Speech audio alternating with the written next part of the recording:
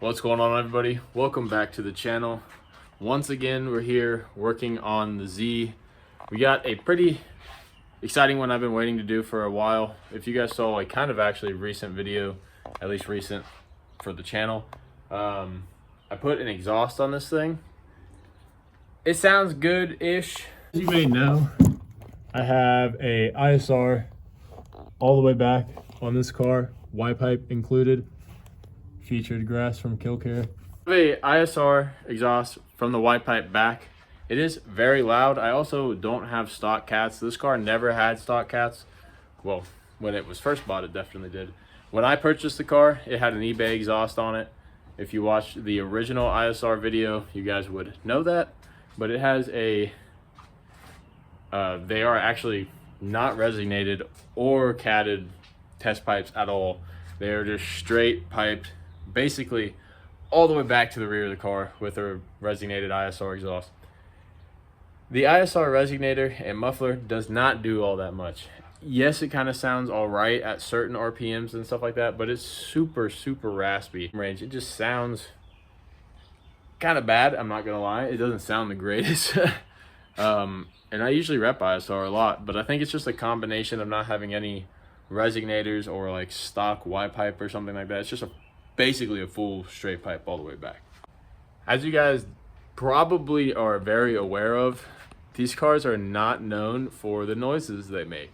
Known as the trumpet cars or whatever you would like to call them. They don't sound the greatest when full straight piped, and I'm also on board with that. I don't think the noise is all that fantastic. I think a little bit of extra of something would help a lot, and it would go a long way.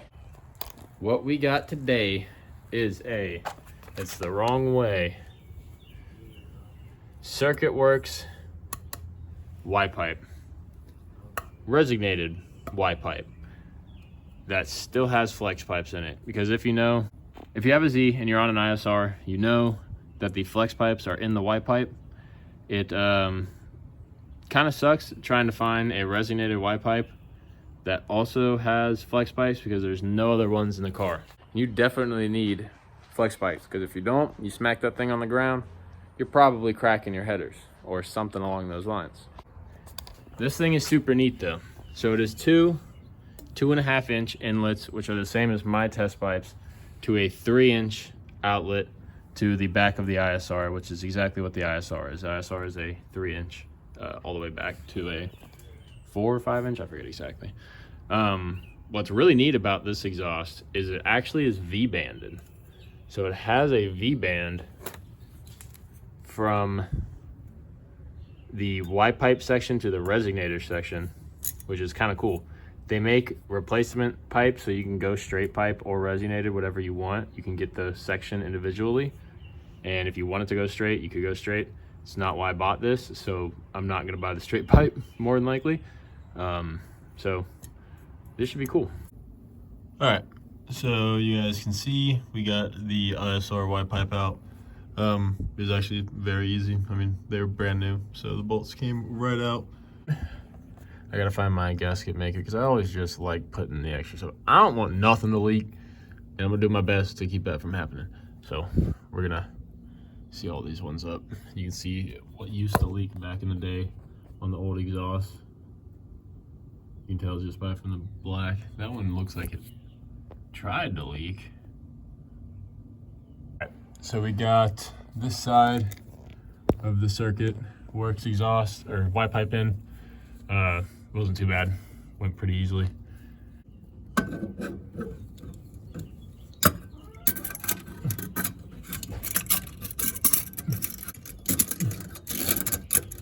Yeah, these are so much easier. Oh, what the fuck? Oh my god. Down, Heather.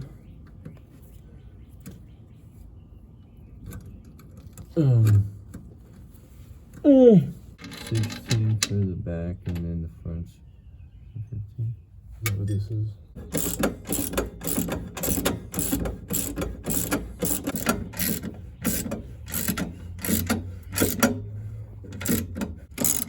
I really don't know, like What is tight on a V-band? Oh no, I heard too. everything is installed and wiped down. Everything looks good. We are ready to set this Johnny back on the ground and hear how she sounds. Let's get it. Yeah.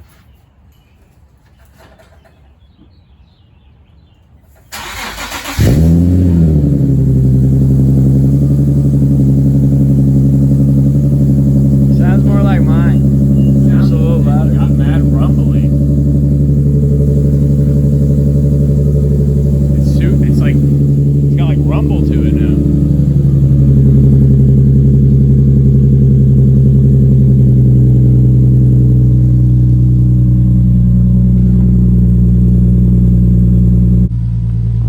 It's got so much more rumble to the exhaust instead of just loud raspiness when you first start it up. Sounds really good.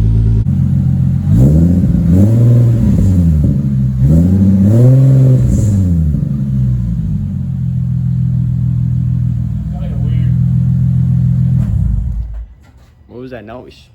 You heard that too, right? Yeah. All right, back from a little test drive. It sounds like we got a little bit of an exhaust leak that we're just gonna have to get into there probably tomorrow and tighten up. I don't know. I might do it today, might not. We'll see here in a minute. Sounds good besides the exhaust leak. It sounds like it's gonna sound super cool once that's fixed. We're out here bright and early on a Saturday. I guess kind of early. It's 9 o'clock. We have a car meet today at 3, and this thing still needs cleaned and the exhaust leak fixed. So we're gonna go ahead and get this thing back up in the air right now and get to chugging on it. Don't have that much time. I also might have people coming over because my buddy's buying a PC off my other buddy. So it's a cluster. So we're just gonna start knocking this out. Alrighty, car is up in the air, clearly. We're back down here. We're gonna tighten all this stuff up and see how it sounds. Let's get it. This thing's back on the ground. Sorry. This thing's back on the ground, but it's currently still leaking. I'm really not sure what to do about this. I'm gonna try a couple other things, maybe flipping that resonator, or maybe just taking the V-band off and resetting it, and hopefully it helps it seal better or something. I don't know. When we put the resonator in, I don't know if you could see in the video, but there was like a bit of a gap. I probably could leave it in. I don't know if that just is like throwing it off. It very well could be, because I know V-bands have to be pretty spot on. So that might be the issue. I'm really just not sure. It sucks for sure. It sounds good other than the leak, which sucks. The leak is just so bad. It sounds like the dang car is like turboed or something. It just constantly has like a whistle noise that's horribly loud out of the exhaust. So before anybody says in the comments that V-band setting was incorrect or whatever, I looked it up and everything last night. You put the V-band on. It's that people say to like snug them down, tap them with a hammer to get them set into place, and then, or like a rubber mallet or something, not like a hammer, sorry, rubber mallet or like a rubber whatever, and get them set into place and then tighten them down. And I did exactly that this morning. I loosened it up just a hair, tapped it around a little bit, tightened it back down, and it's still leaking. So like, and I did it a few times. I did it like 3 times just to be sure. Like as I was tightening it, I would just tap it a few times, tighten it, tap it a few times, tighten it, tap it a few times, tighten it, and it's still leaking. Today we are throwing a couple new parts on the car that I'm pretty excited for. I've gotten a bunch of goodies for this thing that you guys will see within time. Today we're starting off with a couple of them. This is the first guy. And if you don't know what this is a Z1 diff brace for your diff, clearly. These cars are known for having very weak diff braces. I think it's only like 1 bolt that's into the subframe or something like that. It's kind of crazy. These rear bushings for the diffs are fluid-filled bushings. And over time, they will dry out, crack, and leak all their fluid out, and you start clunking and stuff like that in the rear. Eventually, we are going to do upgraded bushings when I have the space to pull the subframe and stuff like that. But for now, we're just gonna do a diff brace. My bushing's fine, and these help prevent it from failing sooner than it should. If you don't know, or if you've tried this before, because I'm sure I'm not the only person that has ran into this, if you have an ISR exhaust, it doesn't really work all that well with the Z1 diff brace. They hit each other in the back section. It hits the ISR exhaust like right into this section right here on the axle back. So we popped it out, and we are going to throw the diff brace in there and then see how this fits, and if we have to bang it out, we'll bang it out a little bit. Hopefully it doesn't need too much, but I want to make the diff brace work because I bought it and I want it. So let's do that. If you are a little unsure how this diff brace works, it's fairly simple. It quite literally just goes up there, that hole matches up to there, that hole's for that, and the hole that's through this goes to that bolt. Very simple. Long bolt goes into the bottom.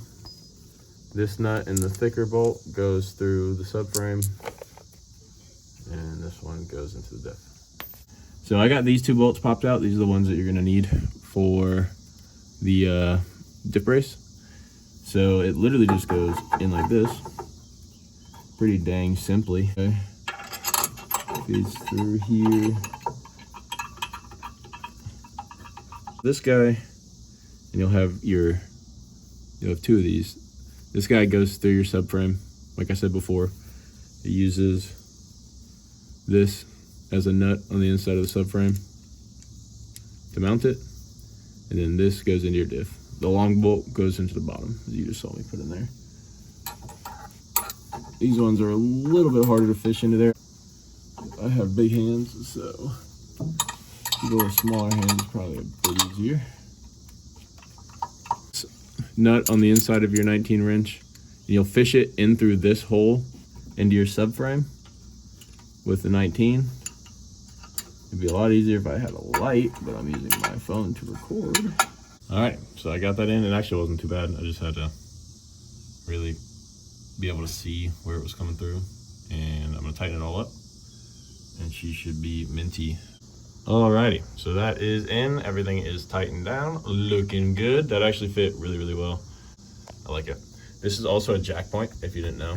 I don't know if I can use it. I don't know if my car is high enough off the ground, but if your car is high enough off the ground, you can jack up off this. All right, exhaust is in, diff brace is in. Looking mighty fine. We got the diffuser put on. I will say one thing though. If you have a Z1 diff brace, or if you have an ISR exhaust, do not plan on getting one or the other. Please, just don't do it to yourself.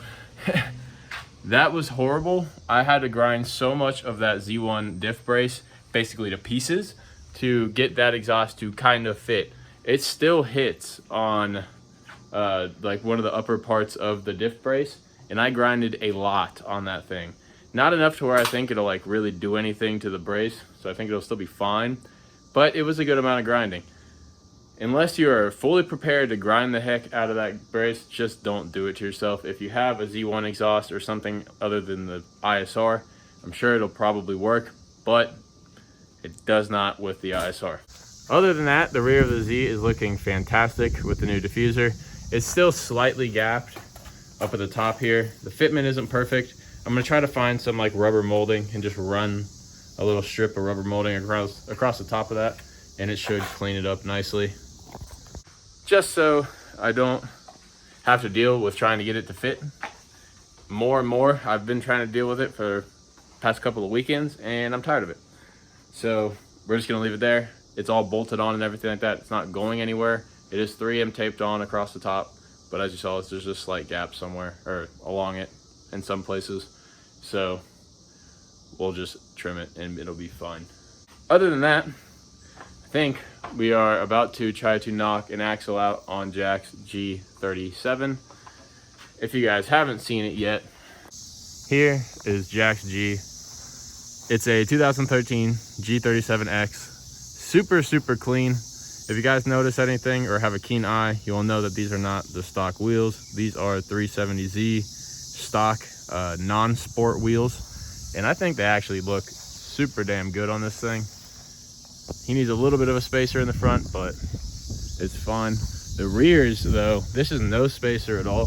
The rears fit, I mean, perfectly for a daily. I mean, it's so good. On super safe tires and everything like that, just stock tire sizing and everything. This thing is super good. I love this car. Hopefully you guys will get to see more on this car. I wanted to make a video on the coilovers, but it was just, there was so much stuff going on that we won't even get into it. But hopefully you see maybe the spacers, maybe some tint, kit, stuff like that. It also has a ISR exhaust, just like mine. It sounds super similar. Mine's a bit louder. His actually sounds really, really good. But it's super similar. So, yeah, his plans, just some tint. He's getting attacked by this kid. Just some tint, maybe a little bit of a kit. Bigger spaces for the front. You know, just keep it simple, keep it clean. It looks super good as it is, and this is daily. So, we're gonna do the axle on this, because if you know, when you lower these things, they start dealing with terrible axle problems. We don't think it's really all that low. We're now decently tall in the front.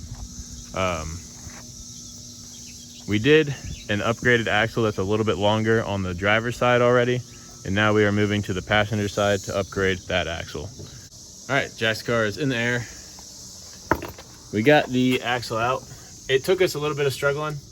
We went through a few bit of pry bars and tools to try to get this thing out. The back of the CV axle is stuck in the transmission pretty good. My recommendation, if you guys go to do this and are struggling, go to Harbor Freight, pick yourself up a 17-inch 90 pry bar. This was about our savior. Slide hammer doesn't fit on it. About any other pry bar doesn't fit correctly. You have to go in through the right side, like right down there, and pry basically up on top of the lower control arm, that side right there. We got it out for a little bit. Time to toss the new one in and get this thing back on the road.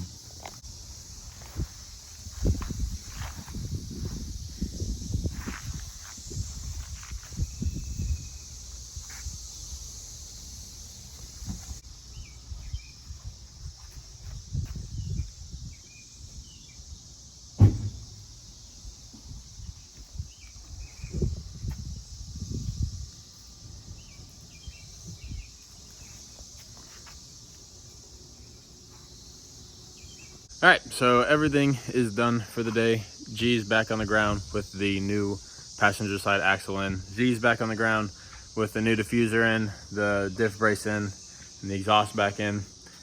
I'm probably eventually just gonna have somebody try to do some fitment adjusting with my exhaust and have them kind of just cut and move stuff around.